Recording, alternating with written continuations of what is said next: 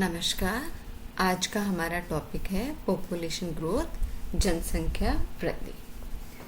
तो किसी भी देश की जनसंख्या की वृद्धि के दो रूप होते हैं, दो तरह से हम उसको देख सकते हैं। एक होता है प्राकृतिक वृद्धि, नेचुरल ग्रोथ। जब जन्म दर मृत्यु दर से अधिक हो तो जनसंख्या की वृद्धि को प्राकृतिक वृद्धि कहते हैं।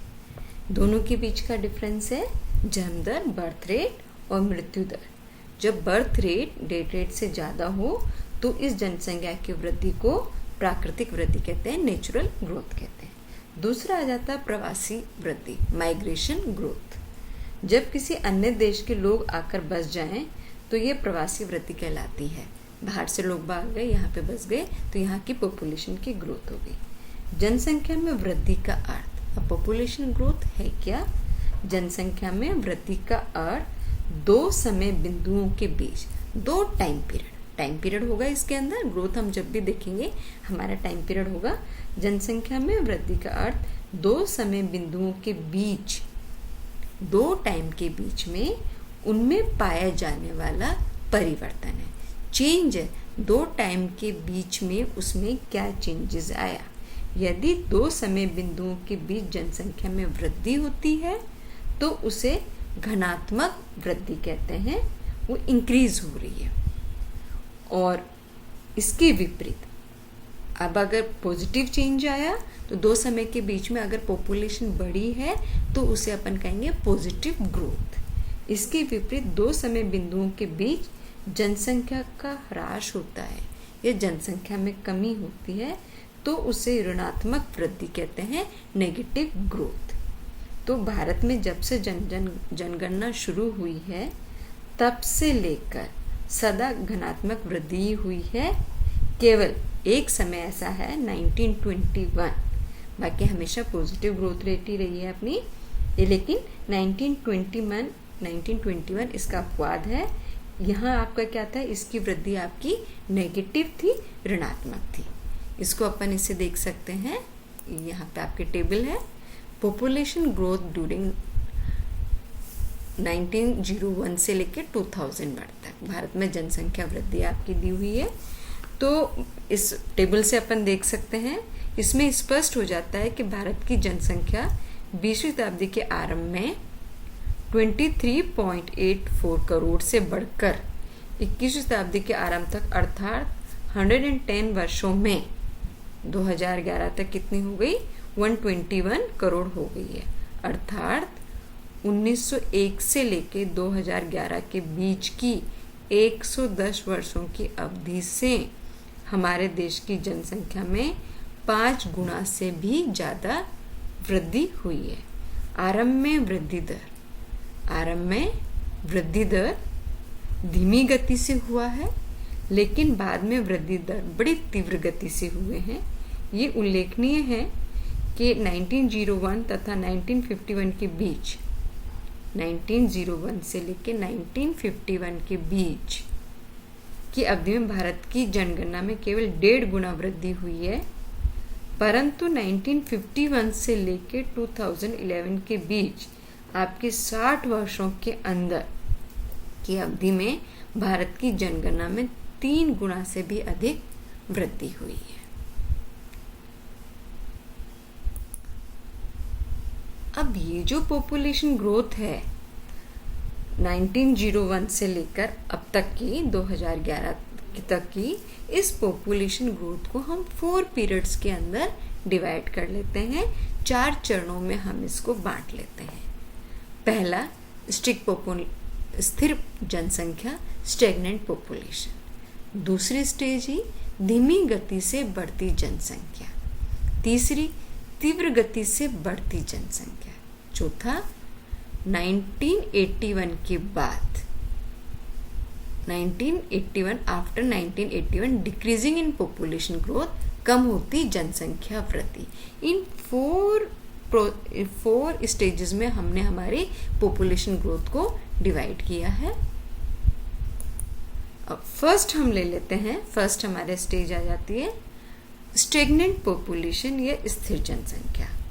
ये कौन कौन से पीरियड के बीच में है, 1901 से लेकर 1921 तक। 19वीं शताब्दी में भारत की जनसंख्या की वृद्धि परिवर्तनशील रही है। वृद्धि नगण्य थी और कुल जनसंख्या लगभग स्थिर रही। ये क्रम 20वीं शताब्दी के आरंभिक वर्षों में भी जारी रहा। सन 1921 की जनगणना तक भारत की जनसंख्या में कोई विशेष वृद्धि नहीं हुई, बल्कि सन 1921 में वृद्धि के स्थान पर 0.31% की कमी हुई। इसका कारण 1921 के अंदर नेगेटिव ग्रोथ हुई।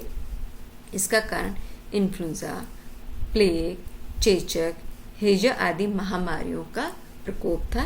एपिडेमिक ईयर था ये, इसके अंदर इन्फ्लुएंजा की बीमारी आई, प्लेग की आई, चेचक की आई, हैजा वगैरह फैला और इस कारण क्या हुआ, हमारी जो ग्रोथ थी वो नेगेटिव हुई।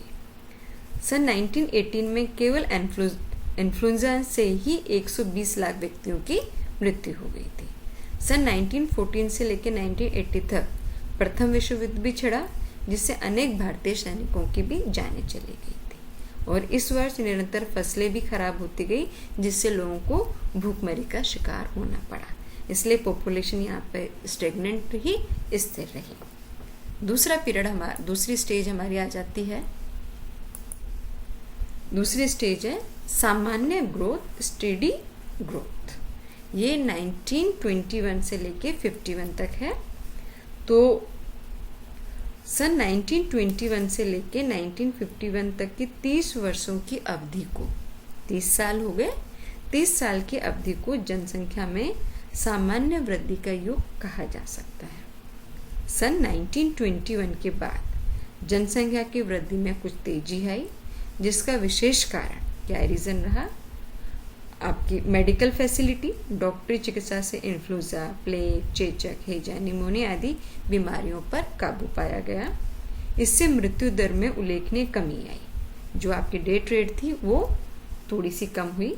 इसके अतिरिक्त और क्या रीज़न रहा, यातायात के साधनों में उन्नति हो जाने से भी क्या हुआ, जिन एरिया में सामान नहीं था, जहाँ अकाल पड़ता था, बाढ़ आ जाती थी, उनके अंदर भी सामान पहुंचना सुगम हो गया। तो यातायात से क्या हुआ, यातायात के साधनों में उन्नति होने से, ग्रोथ होने से अभावग्रस्त क्षेत्रों में राहत पहुंचाने का कार्य भी इजी हो गया, सुगम हो गया। इससे मृत्यु दर को कम करने में सहायता मिली। वृद्धि दर सन 1941 में 1.42 से घटकर सन 1951 में 1.33 रह गई। इसका कारण ये था कि सन 1947 में स्वतंत्रता प्राप्ति के साथ ही देश का विभाजन हुआ। इससे बहुत से लोग हिंदू पाकिस्तान छोड़ के भारत आ गए और बहुत से मोहम्मदन्स भारत छोड़ के पाकिस्तान चले गए। इसके अतिरिक्त बहुत से लोग मारे भी गए थे। तीसरा हमारा आ जाता है रैपिड ग्रोथ। रैपिड ग्रोथ, अति तीव्र वृद्धि। इसका पीरियड कौन सा है, 1951 से लेके 1981 तक। स्वतंत्रता के बाद भारत में पहली जनगणना सन 1951 में हुई थी। तब से लेकर 1981 तक जनसंख्या में बड़ी तीव्र गति से वृद्धि हुई। 1951 से लेकर 1981 के बीच भारत की जनगणना लगभग दुगनी हो गई। 1951 में जनसंख्या 36.11 करोड़ थी, जो बढ़कर 1981 में 63.38 करोड़ हो गई, डबल हो गई जस्ट। सन 1961 से लेकर 1971 तक जो जनसंख्या में बहुत तेजी से वृद्धि हुई। सन 1961 में वृद्धि दर 21.64% थी, जो बढ़कर सन 1971 में 24.80% हो गई। इसके पश्चात वृद्धि दर में कुछ कमी आने लगी और 1981 में वृद्धि दर घटकर 24.66% रह गई। अब आ जाती है फोर्थ स्टेज। फोर्थ स्टेज में है high growth with definite science of slowing down. ये कौन कौन सा पीरियड है, 1981 से लेके 2011 तक। वृद्धि दर में कमी के निश्चित संकेत के साथ तीव्र वृद्धि। तो high growth with definite sign of slowing down 1981 से लेके 2011 के बीच की 30 वर्षों की जो समय अवधि है, उनमें जनसंख्या की वृद्धि दर काफ़ी ऊंची रही, परंतु इसके कम होने के निश्चित संकेत मिले हैं। जैसे 1981 की जनगणना के समय वृद्धि दर 24.66 थी प्रतिशत जी, जो घटकर 1991 में 23.87%, 2001 में 21.54% तथा 2011 में 17.64% रह गई, घट गई वृद्धि दर। निरपेक्ष वृद्धि भी 1981 से लेकर 2000 तक बढ़ी, परंतु 2011 में कम हो गई।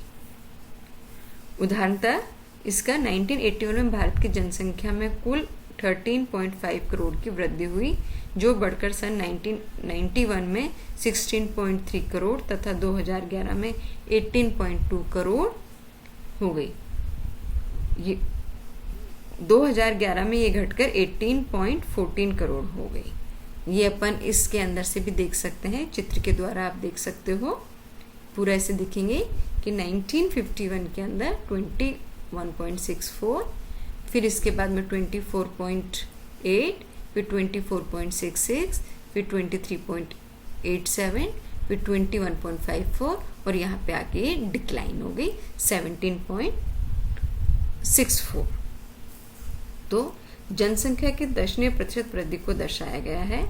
इसके जनसंख्या में वृद्धि दर में कमी होने के निश्चित संकेत मिले हैं। Regional pattern of population growth, जनसंख्या वृद्धि के क्षेत्रीय प्रारूप। वृद्धि दर में सर्वाधिक जो स्थानिक अंतर 2001-2011 के दशक में भारत में औसत जनसंख्या वृद्धि दर 17.64 थी। ये वृद्धि का सही चित्रण नहीं करती, क्योंकि वृद्धि में बड़े पैमाने पर स्थानिक अंतर पाया जाता है। इसके भिन्न भिन्न कारण हो सकते हैं। ये जो हमने मैप दिखा है, इससे हमें पता चलता है कि जनसंख्या की वृद्धि में क्षेत्रीय विषमताएं बहुत अधिक है। देश के 20 अधिक जनसंख्या वाले राज्यों में आधे राज्यों की जनसंख्या 1 करोड़ से अधिक है और इन राज्यों में जनसंख्या की वृद्धि दर में कमी आई है। यदि इन राज्यों में 1991 से 2001 दशक की अपेक्षा जनसंख्या वृद्धि दर में कमी न आती तो देश की जनसंख्या में 97 लाख की अतिरिक्त वृद्धि हो जाती। 1991-2001 के दशक में जनसंख्या की कम वृद्धि दर मुख्य रूप से दक्षिणी राज्यों तक ही सीमित रही, परंतु 2001-2011 के दशक में ये प्रवृत्ति अन्य राज्यों में भी फैल गई। पहले दक्षिण के केरल, आंध्र प्रदेश, तमिलनाडु तथा कर्नाटक में ही कम वृद्धि दर पाई गई। अब यह प्रवृत्ति उत्तर प्रदेश में, हिमाचल प्रदेश, पंजाब, पूर्व में पश्चिम बंगाल एवं उड़ीसा तथा पश्चिम में महाराष्ट्र में भी पाई गई।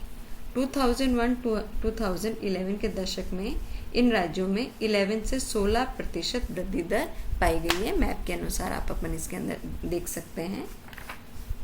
छोटे राज्यों एवं केंद्र शासित प्रदेशों में दादरा एवं नागर हवेली और दमन एवं दीव, इनका भी 55.5 तथा 53.54% वृद्धि दर पाई गई। सबसे अधिक चौंकाने वाला जो है वो है नागालैंड ने प्रस्तुत किया। वहाँ पे वृद्धि दर में अभूतपूर्व कमी आई। यहाँ 1991 से लेकर 2001 दशक में 64.53% वृद्धि दर थी, जो 2001-2011 में शून्य से भी नीचे घटकर -0.47% हो गई। दूसरी न्यूनतम 4.86% वृद्धि दर केरल राज्य में पाई गई। इस राज्य ने जनसंख्या संक्रमण में उच्च स्तर प्राप्त कर लिया है। और क्या हुआ, कुछ अधिक जनसंख्या वाले राज्यों में काफ़ी उच्च वृद्धि पाई जाती है। इनमें बिहार वाले राज्य में आपके 25.0% ग्रोथ रेट है। जम्मू एंड कश्मीर में 23.7% है। छत्तीसगढ़ के अंदर 22.59% है तथा झारखंड 23.34 प्रमुख है। इसमें कम जनसंख्या परंतु अधिक जनसंख्या वृद्धि वाले राज्य भी हैं। इनमें मेघालय 27.82% तथा अरुणाचल प्रदेश 25.92% के भी उल्लेखनीय है। तो ये हमने पॉपुलेशन ग्रोथ देखा कि इसके अंदर रीजनल पैटर्न के अंदर भी आपके वेरिएशंस हैं। तो सबसे ज़्यादा जो यहाँ पे आपकी नेगेटिव ग्रोथ हुई है इस वाले पोर्शन में, ये वाले एरिया के अंदर नेगेटिव ग्रोथ है, और बाकी सबके अंदर ये आपकी पॉजिटिव ग्रोथ है। कुछ में ये इंडेक्स दिया हुआ है, इस इंडेक्स के अनुसार आपका पॉपुलेशन ग्रोथ धीरे धीरे आपकी ये नेगेटिव वाला पोर्शन हो गया, फिर धीरे धीरे ये आपकी इंक्रीज हो रही है। Thank you.